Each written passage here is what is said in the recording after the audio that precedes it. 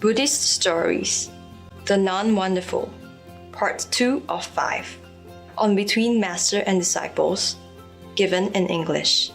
On September 4th, 2015, France.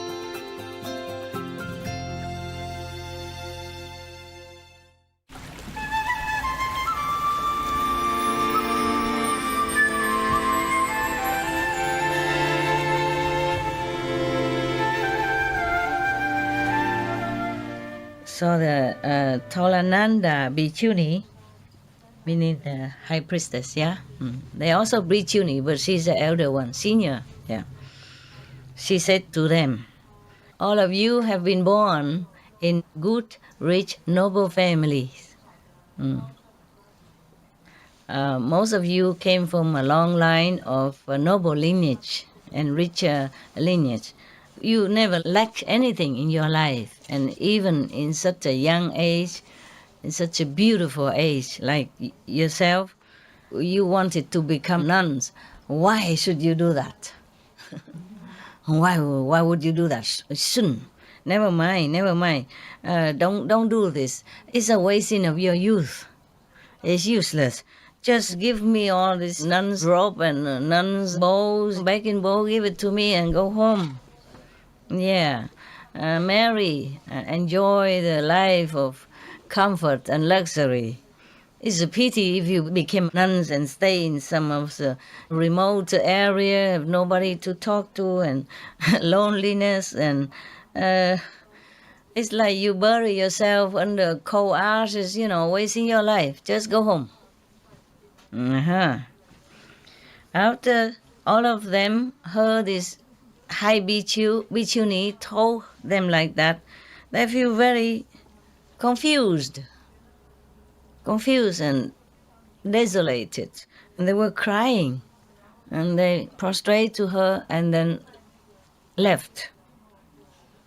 And then when they went out, they talked to each other. They say, we are the ones who want to escape from these worldly bindings of, marriage and sensual love and, and family life, and to escape from ignorance, to liberate ourselves from all kind of mundane bother, mundane trouble and binding and affliction and all kind of trouble in this worldly life. And now we came to her. Not only she did not give us any good advice or any teaching, she even talked like that. Want to drag us back into the mud, where we don't want to stay, where we already feel that there's nothing for us anymore. That's why we left. Look like she want to drag us back into the tiger's dens on the mouth of the lions, to ruin our lives. Ruin our aspiration and ideal. I think this is no good. She want us to be life after life transmigrated in lowly level of consciousness and getting nowhere in the spiritual elevation or enlightenment. Okay, I think all of us should go to another bhikkhuni, another nun, another high priest. Her name is Vihu. I thought a wonderful nun. This is another one. And then we will make her to help us, to save us. Okay. Talked and done. They went there. They prostrate, flat on the ground with utmost reverence and tell her, reverence, great priestess, mean nuns, at home, we don't know what to practice. We are deep in ignorance, and we done many things that is not really virtuous or moral, nothing good for anyone or nothing good for us. And now, even though we have renounced our worldly life, but our heart inside our mind, our heart is still feeling full of greed and greedy for our desires for sensual pleasure, and many time often our sensual desire is still very strong. It just comes out of nowhere and we cannot control. They're young, the hormone. The hormone is a trouble. But even then, at least they know how to run away from it, huh? Yeah, many people just run with it. Okay. They confess, they're confessing that even though they became nuns, but they have not been able to control their desires and all kind of stuff. Yeah. Please advise us something, teach us something so that we can be able to control that, so that we'll be able to liberate ourselves from all this binding of the physical desire, from this karma of desire. So the bhikkhuni, wonderful, said to them, there were 3 lifetimes, the past, present, and the future. Which one would you like to ask about? So they say, Reverend bhikkhuni, the past and the future is far away. Yes, we don't dare to ask. We only want to ask about this present life, like the karma that binding us in this kind of sexual desire, from the bodily longing for sensual pleasure, that is torturing us in this lifetime, that we could not control, that we don't even know where it comes from, and it's just kind of pressuring on us, oppressing us. Please tell us, is it bad or is it good? Is it beneficial or is it harmful to us? What kind of consequence it will bring us? Yeah, if we follow this kind of path of sensual desire. Yeah, and whether it will bring us any good benefit in the future or not. Please explain all this to us. Yeah. So the bhikkhuni, wonderful, said to them, if you all want to know, please listen carefully. Yeah. And they say, yes, yes, yes, Reverend bhikkhuni, we will pay all attention to your advice. So the bhikkhuni said, all of you should know all the things that exist, either in heaven or in earth, everything has form, either invisible form or visible form. The heavenly being, they have form, but for us, we don't see. But they still have form, yeah. So anything that has form and life, it is born out of sensual desire, yeah, and sensual pleasure, yeah. Sexual desire is comparable to a big fire that is always burning within beings. And this fire is so violent, it could even burn away forests and trees and grasses and even stones and even the whole immense universe. Whew, incredible. I never heard anyone say such like that. Anyone who has been captured tightly within this sexual desire is as if the enemies is already in your house. They're going to destroy your house, destroy your life. And this person, if indulging and following that desire, will definitely be, not will be born, but exiled into these 3 wicked paths. Is verily doesn't know when they can escape. There is no time that they can escape. No schedule time that they can escape. These three bad paths, the three evil paths are, you remember what? The hell and the ghost and also animals.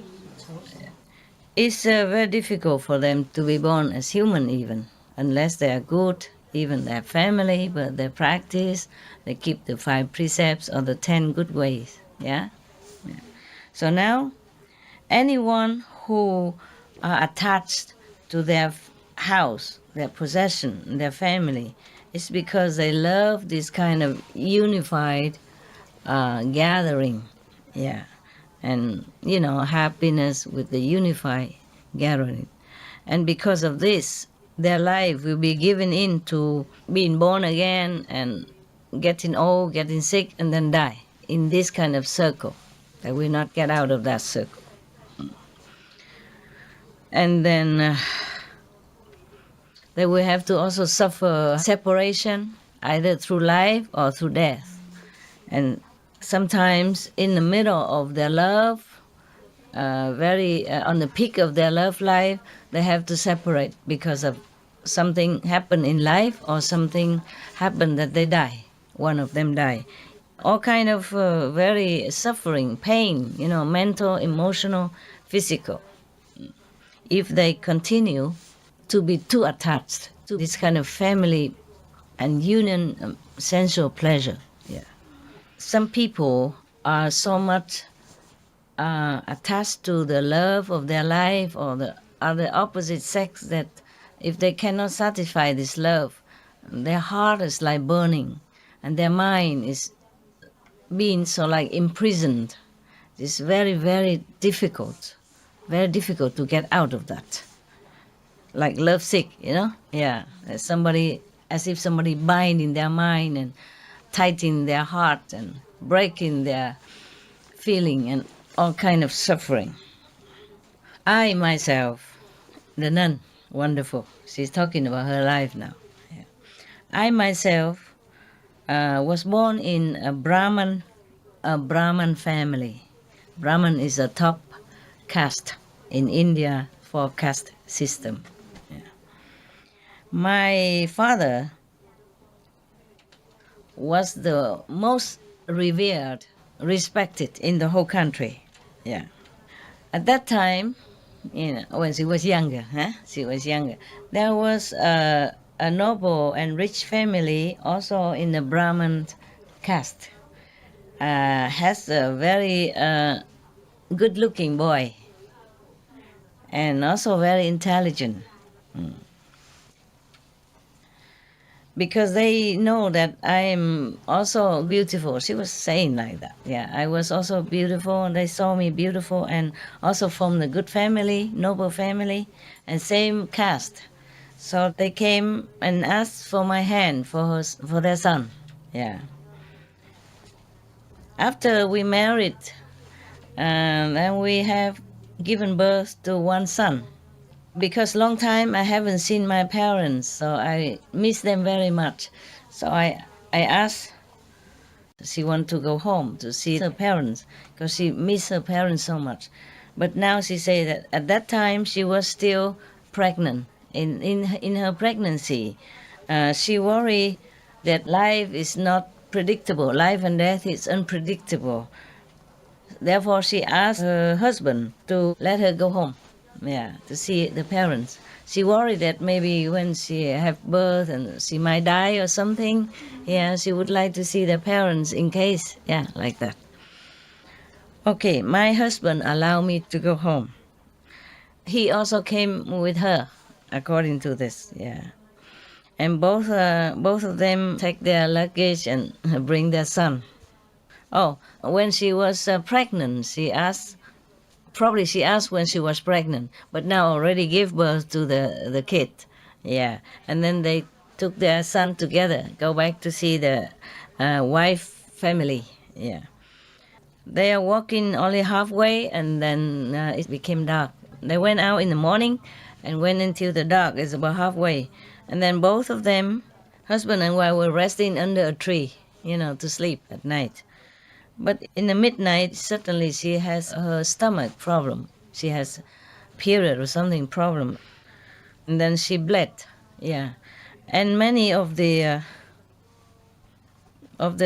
poisonous snakes and other insects, they smell the blood, so they came there.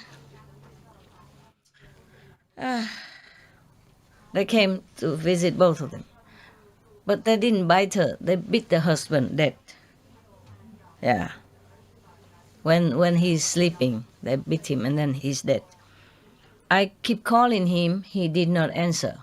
So in the morning, I hold his hand to try to pull him to stand up, and then I feel that his hand is so cold, ice cold. And then the whole body was so rigid, it's like a piece of wood. Then after that, I checked out and I knew that he has been bitten by poisonous snake and already passed away. And of course, I lamented heaven and earth. And then I collapsed, fainted for a long time. My child kept crying for me. And then slowly I regained my consciousness. And then I have to carry my boy to go further. Yeah. As I enter one of the very desolated street, there was a big river, but the water is not too deep. There's no boat.